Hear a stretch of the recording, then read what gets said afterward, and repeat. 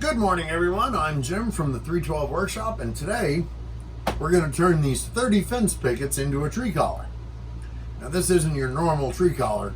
This one has an interior dimension of 42 by 42. It'll be 16 inches high and will surround a 16-foot high artificial Christmas tree that will be in the lobby of the Performing Arts Center that I run.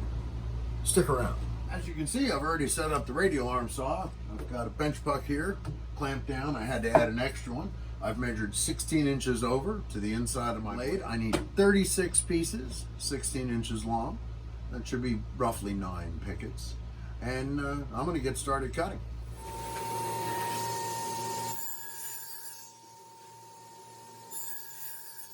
I should say that I've had this material for about a week, a little bit more. This one had a slight curve to it, but sitting in my shop, it's kind of done this. Maybe Jason over at Bourbon Moth wants to build a boat. We can build it out of cedar. I got the first board. Okay, I've got my 36 pieces. I am noticing a variation in width, anywhere from 5 1/4 to 5 3/8, 5 3/8 plus a 16th. I need the consistency. So we're gonna do a little ripping on the table saw. I'm gonna clean one edge up and then flip it and clean the other. I am seeing a little bit of cupping, but that's expected when you buy cheap fence pickets. So, time to set up the table saw. The joys of working in a small shop. I believe I'm 11 by 12 roughly. And, you know, it works. It's not terrible. And I have found ways around stuff. I've built cabinets. I've built a 7-foot tall, 4-foot wide bookcase in here. Granted, final assembly did have to take place outside. Extension cords are always a bit of an issue. So, I've got some 12-3 extensions. I personally work in the entertainment industry, and if it isn't 12-3 or bigger, we don't use it. And honestly, depending upon the type of machinery you're using, you shouldn't either. And what do we do with the scraps? Well, luckily, I've got a fireplace and a wood stove. So, oh yeah, and I also have a hell of a supply of 5-gallon buckets. I will admit, for years, I would use whatever push stick comes with the saw and that kind of thing. And then I saw a video by I think it's Craftsrite. I'll post in the description below. Kind of Millennium Falcon, Coffin. For you gamers out there, Assassin's Creed, I think. I'm not a gamer. I'm a little too old for that. Anyway, but he came up with this design. I think the plans are still free on his website, and boy, these are nice. Now, I did 2 pieces together and did not separate them. I hard glued these, and boy, is that nice. I feel a lot safer at the table saw. Let's get trim these down. We're going to trim these down to 4 7/8, and that should work.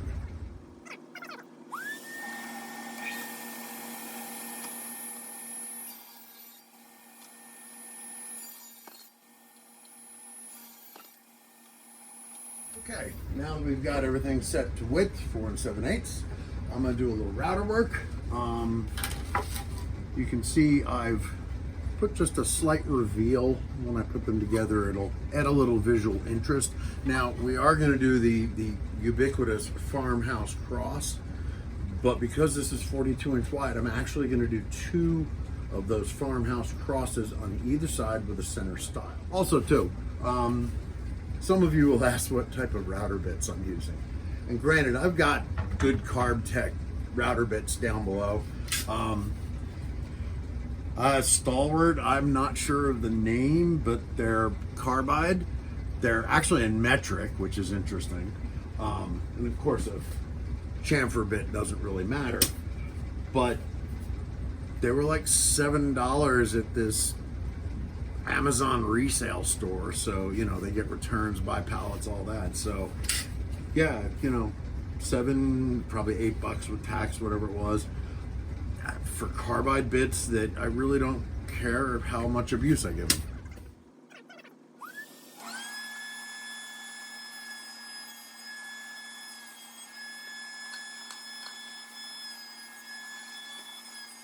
Was not sure how much trim work I wanted to put on this, and my initial thought was 2.5 and 2.5, but I think I'm gonna step it back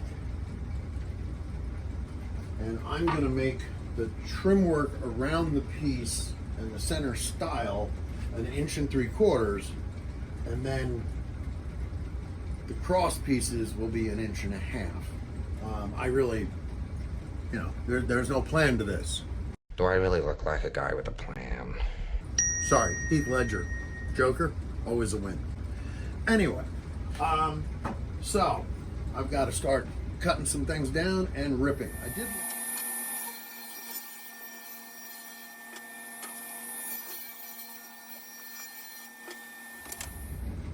All right, so got all our pieces cut. The top and bottom stiles and the center stiles are 1 3/4 inches, The end stiles that make the 4 corners are 2 inches, and then these are the pieces that will make the farmhouse X, as it were, and it is 1.5 inches. I've laid out my pieces. Luckily, they were 4 7/8. Each one was 4 7/8 wide. And I needed to cut off 7/8 off of each end to make this piece exactly 42 inches. Now, what I am doing is I'm not taking measurements per se. I am marking this to this width. All right, so ready to start brad nailing this. Everything looks good. All I have in-house are 1-inch brads, and some of these pieces vary in thickness. I should be fine. I'm also going to glue it, so there shouldn't be a problem. I've reduced the air pressure on my pancake compressor down to 55 pounds. It's still enough to operate my Craftsman brad nailer 18 gauge from a long. This Western red cedar is a little porous, and it's really soaking this stuff up. And of course, you know, these things are supposed to be rough. They're not supposed to be dead perfect. They are supposed to be, you know, square, but they are supposed to have a rustic look. Here we go. Cross your fingers, everybody. I probably should have made a jig, but that'll work. Now, to put the other panels together, I've made an interesting discovery, and that is to measure the trim pieces because of the way I want these to kind of interlock together. I've actually got to put the two 43-inch panels together upside down. Not really a problem. I won't go all the way across. I'll come in a little bit. Good part about it is the cedar is soft enough I can mark it with a nail. Okay, so I found I made a mistake. When I made the 42-inch wide panels, they are the ones I should have put together upside down. And when I put the upper trim pieces together, I should have put them on the 43-inch panels. But I figured out a way I can do it and still have a little wiggle room. I actually made this a little bit bigger than the stand. I need to cut 3/8 of an inch off both sides.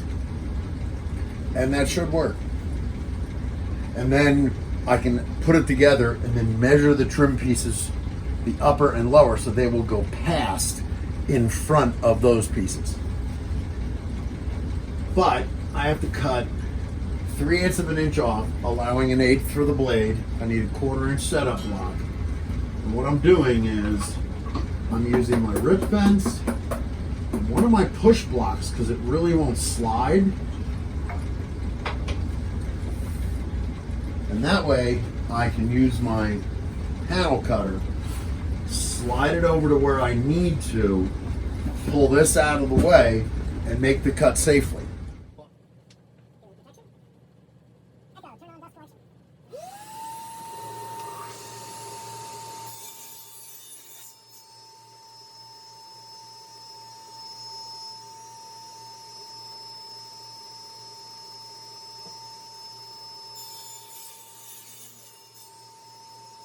Well, as you can see, this thing almost doesn't fit in the shop, but I finally got it clamped together.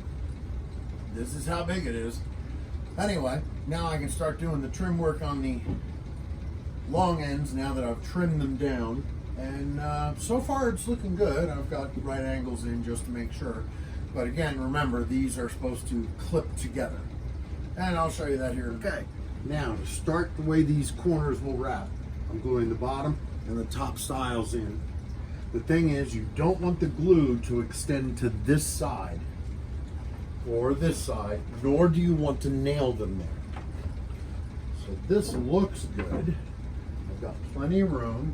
I actually only glued about 2/3 of the way over on the panel. And we will start at this end.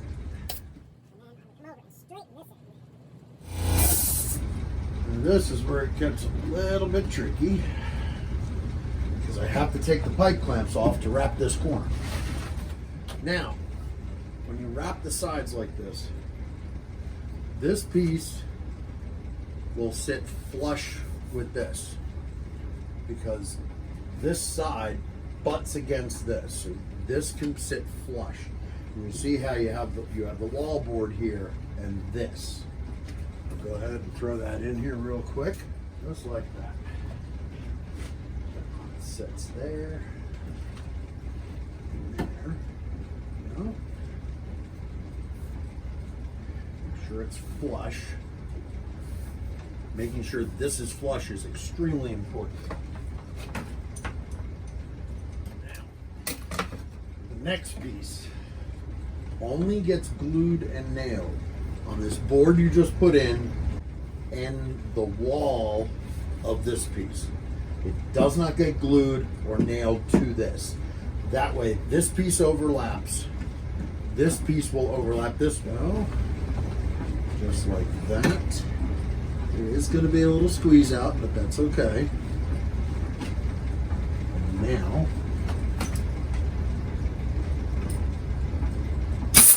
just so you guys can see, now that I've got all this wrapped up, I have to take the clamps off the other side. But just so you can see what it does, it actually comes apart. And then you stack it together. Now, reinforce the backs of these, put the center stile on every one, and then put my farmhouse X. Okay, working on the farmhouse part of it. We've got this one almost set. I had to put it back together. I had taken it apart and I forgot to label the corners. Oops. But I had to put this back together because you see this piece moves. So these opposite sides have to be farmhouse while it's together so you know where to cut. But anyway, I've got that one pretty decent. I'm going to go ahead and install it right now. I am using a little bit of glue and nails, but I've got to be careful I don't get it where I did my routing.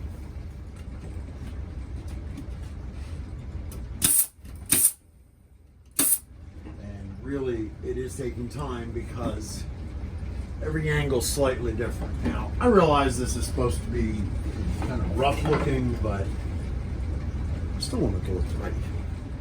Like I said, I've already done the far side. There we go. And you want this to line up as much as possible. 1/16 of an inch isn't gonna kill you.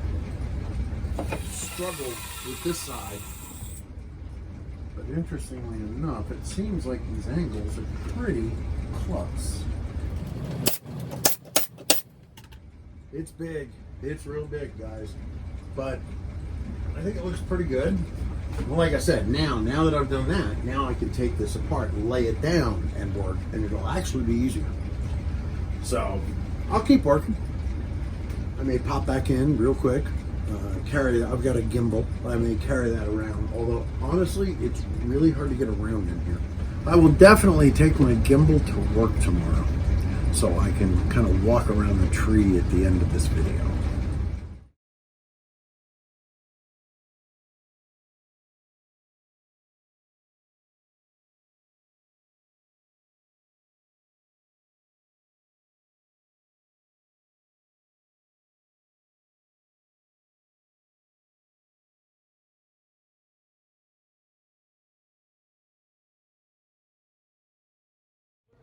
Okay. You'll see he had the foresight to at least number them on the inside as well.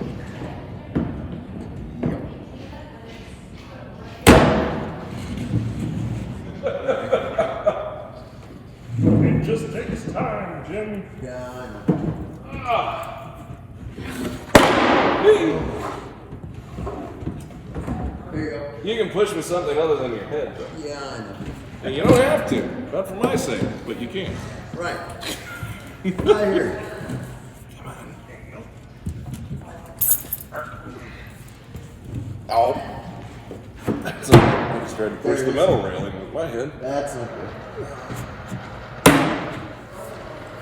Okay. Okay. There it is. It is installed, folks. It is installed. That's my friend Eddie who helped. But as you can see, oh boy, have I got to get down. There we go. It looks pretty good. There we go. And for the sake of argument, we'll back up. That's 16 feet of tree, folks. Nice and tall.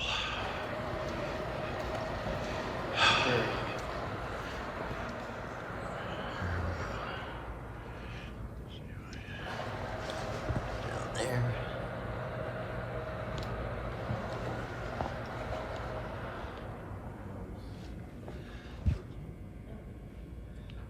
There it is installed.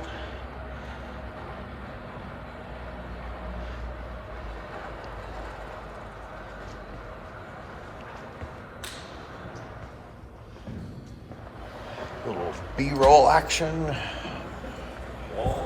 Wall.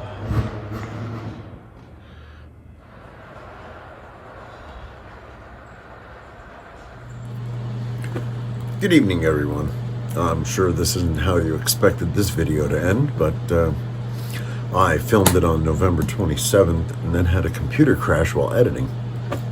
I was really hoping that you guys would get this a little earlier. It is December 20th, but I'm going to release it anyway. And since I had such problems, I wanted to make sure to wish everyone out there happy holidays, Merry Christmas, Happy Hanukkah, Kwanzaa, however you celebrate. Enjoy the holiday season. All the best and see you in the new year.